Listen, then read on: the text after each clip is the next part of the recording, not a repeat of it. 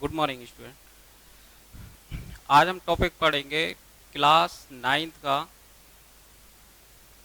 हमारे आसपास के पदार्थ, फर्स्ट चैप्टर, जिसमें मुख्य है पदार्थ, जो हमें पदार्थ को समझना है।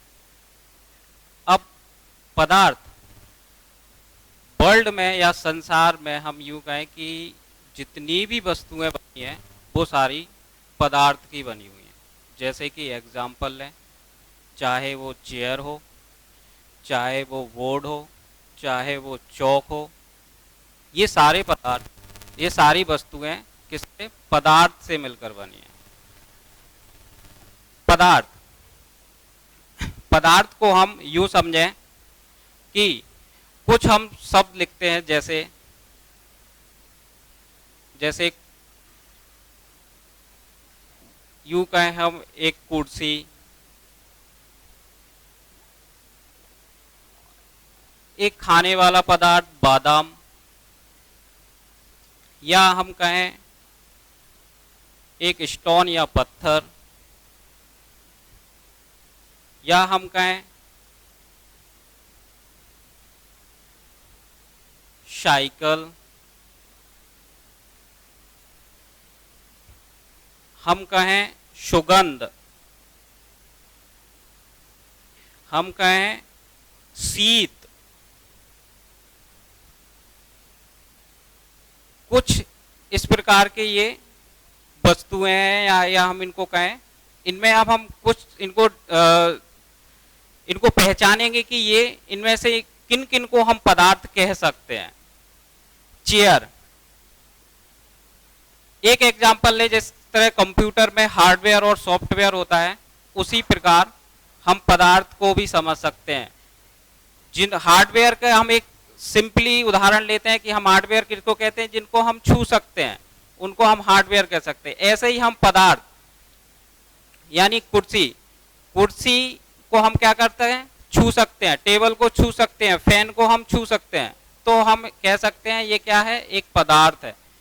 बादाम, आलमंड, ये क्या है, ये भी एक पदार्थ है। पत्थर, इसको भी हम पदार्थ कहेंगे या कह सकते हैं कि ये पदार्थ से मिलकर बना है। साइकिल भी एक पदार्थ है। सुगंध, सुगंध को क्या हम छू सकते हैं, क्या उसको हम पकड़ सकते हैं, नहीं।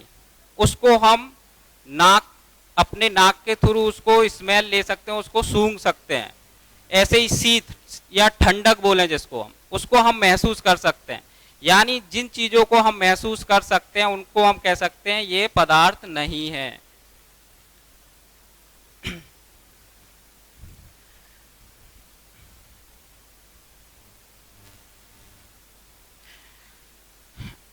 अब ये तो हमें पता चल गया कि दुनिया की जितनी भी वस्तुएं हैं वो पदार्थ से मिलकर बनी हैं। अब बात आती है पदार्थ किससे मिलकर बना होता है और पदार्थ कितने प्रकार के होते हैं। तो इसको हम समझें। पदार्थ मुख्य प्रकार से 3 प्रकार का होता है। पहला ठोस, दूसरा द्रव, तीसरा गैस। ठोस, द्रव, गैस, अब ये 3 प्रकार के पदार्थ होते हैं।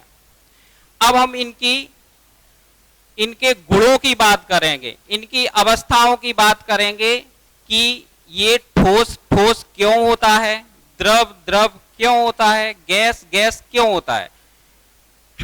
इसको हम एक उदाहरण से समझेंगे।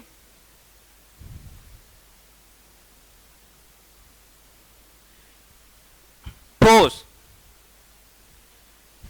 ठोस की अगर हम संरचना की बात करें, पदार्थ, कोई भी वस्तु पदार्थ से मिलकर बनी है। पदार्थ किससे मिलकर बना है, छोटे छोटे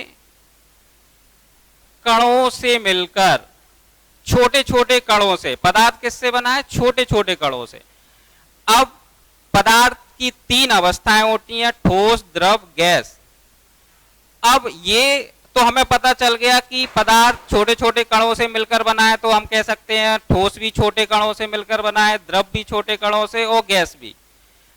अब इनमें अंतर क्या है, ठोस ठोस क्यों है, गैस गैस क्यों है और द्रव द्रव क्यों है, इनका अंतर और इनमें जो अंतर है वो हम समझेंगे इनकी संरचना के आधार पर, इनके कणों की व्यवस्था के आधार पर, इनके जो ठोस द्रव गैस है इनके कणों में व्यवस्था कैसी है, तब जाके ये ठोस बना है, तब जाके ये द्रव बना है, तब जाके ये गैस बना है।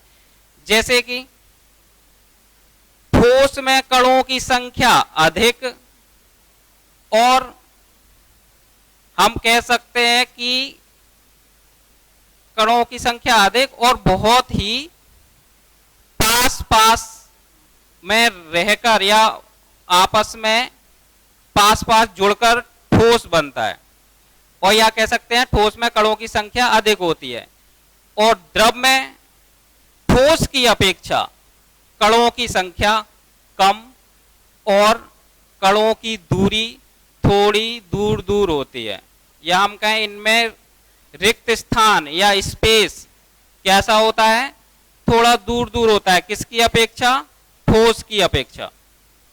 और हम गैस की बात करें तो दोनों की अपेक्षा, ठोस को छोड़ दें हम, द्रव की अपेक्षा और भी कम होती है, कणों की संख्या कैसी होती है, और भी कम होती है, और कण काफी दूर दूर होते हैं। अब पदार्थ के हमें क्या मालूम हुआ हमें कि वस्तुएं पदार्थ से मिलकर बनी है, पदार्थ छोटे छोटे कणों से मिलकर बना है, और पदार्थ 3 प्रकार के होते हैं। अब हम इनको समझें, पदार्थ की विशेषताएं, या हम कहें पदार्थ की क्या विशेषताएं, तो पदार्थ की विशेषताएं मुख्य 4 प्रकार की होती हैं। पहला, सूक्ष्म कण, दूसरा गतिशील, तीसरा आकर्षण, चौथा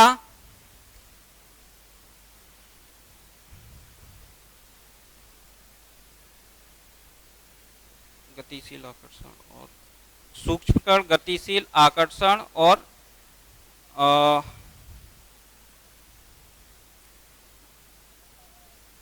पहले हम इनको समझें। सूक्ष्म कण, ये हमें पता है, सूक्ष्म कण या छोटे छोटे कण, पदार्थ किससे मिलकर बना है, छोटे कणों से या सूक्ष्म कणों से। तो सूक्ष्म कण, इसको हम कैसे समझें कि पदार्थ छोटे छोटे कणों से मिलकर बना है। एक हम उदाहरण लें, कोई भी 2 या 3 से लेकर 4 बीकर लें, उसमें बराबर मात्रा में द्रव भर दें, पानी। अब इसमें हम चाहे कोई भी क्रिस्टल, कौन सा क्रिस्टल, कलर क्रिस्टल, या हम कहें उसको तो हम समझ सकते हैं डिटॉल ही ले लें, अच्छा डिटॉल को ले लें। डिटॉल के 1-2 ड्रॉप यानी 1-2 बूंद हम पहले वाले बीकर में डालते हैं। पहले वाले बीकर में डालने के बाद उस बीकर का कलर कैसा हो जाता है, पानी पहले रंगहीन होता है, जो कोई कलर नहीं होता, लेकिन डिटॉल डालने पर वो कैसा हो जाता है, व्हाइट कलर का।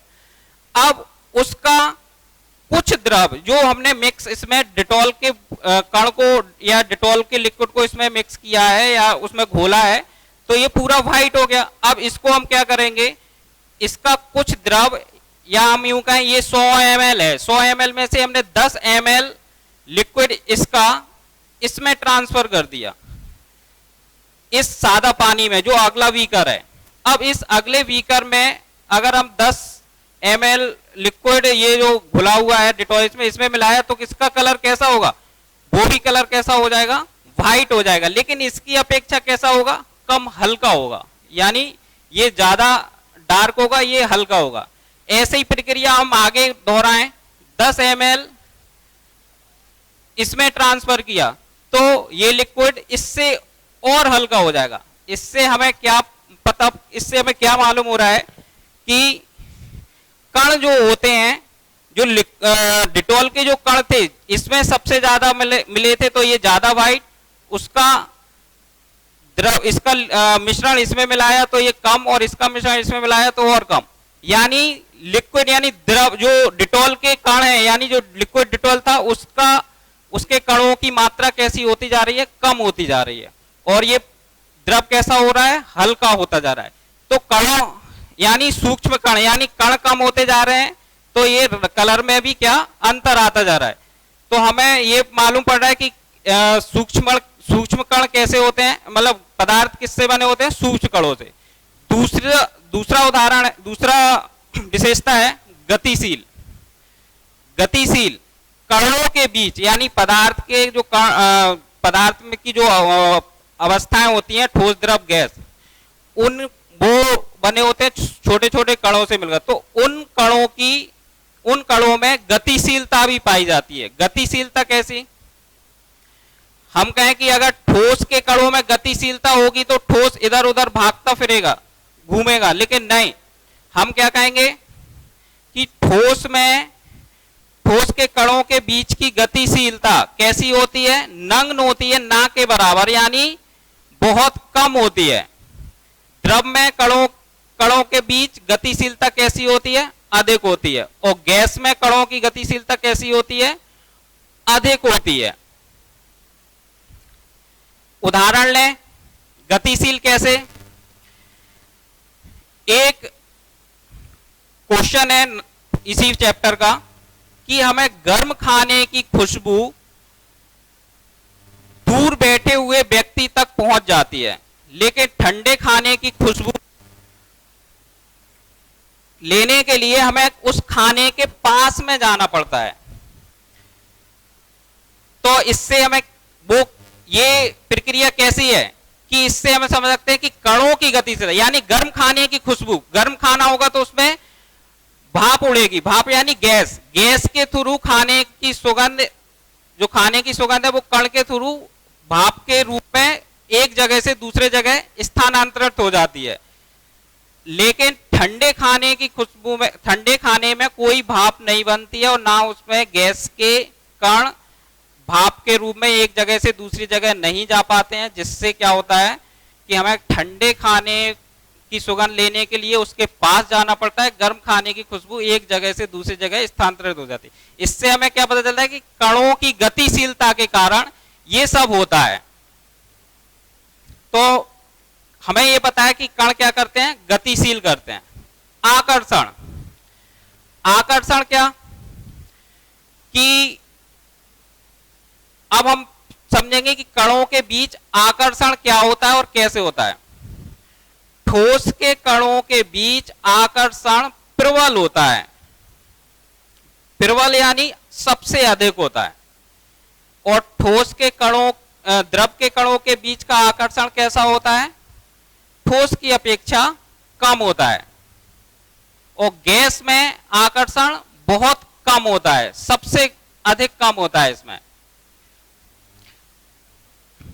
एक उदाहरण लें, ये माना कोई लोहे का टुकड़ा है, आयरन का टुकड़ा, इस पर अगर हम चोट मारें कोई हल्के हथौड़े से तो इस पर कोई फर्क नहीं पड़ेगा। क्यों नहीं पड़ेगा, क्योंकि ये एक दूसरे से कणों के बीच इनमें आकर्षण अधिक है, और अपने को एक दूसरे को अच्छी तरह से आकर्षित करके हुए एक दूसरे को बांधे हुए हैं। और द्रव में क्या होता है, एक हमने लिक्विड लिया, चाय ली, कोई हमने कप लिया, कोई हमने एक प्याला लिया, उसमें माना चाय रखा हुआ है या कोई भी लिक्विड भरा हुआ है, दूध रखा है, उसको हम नीचे जमीन पर डाल दें तो वो क्या हुआ, बहने लगेगा, यानी वो बह जाएगा। इससे क्या पता हो रहा है कि उनके कणों में आकर्षण कैसा है, बहुत कम है, इसलिए वो क्या होगा, इनमें बहने की प्रवृत्ति आ रही है। अगर आकर्षण ज्यादा होता तो वो एक जगह स्थिर रहता। ऐसे ही गैस में तो हमें पता है जब कण कम है तो इनमें क्या होगा, स्पेस ज्यादा है, यानी रिक्त स्थान कैसा है, ज्यादा है। जब ज्यादा कण कम है, स्पेस ज्यादा है, तो गति तो स्वाभाविक है कि कण एक दूसरे को यानी क्या करेंगे, ज्यादा गति करेंगे। जगह ज्यादा होना। चौथी विशेषता थी रिक्त स्थान।